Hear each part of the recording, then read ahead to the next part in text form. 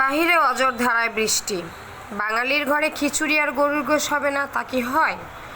জানালা দিয়ে হঠাৎ করে দেখতে পাচ্ছি ঝুম দাঁড়ায় বৃষ্টি। মোবাইলটা নিয়ে বৃষ্টিটার একটু ভিডিও করলাম।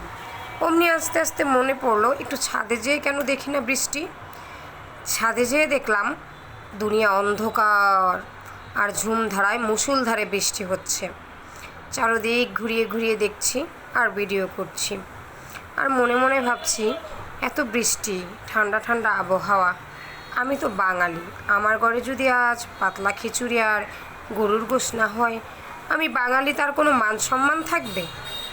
চিন্তা করতে করতেই একটু বৃষ্টিটা দেখলাম, তারপর চলে আসলাম নিচে।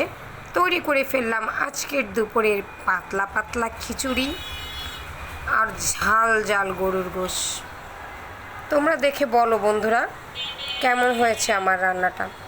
জানি বেশি সুন্দর হয়নি, তবু একটু সুন্দর বলো।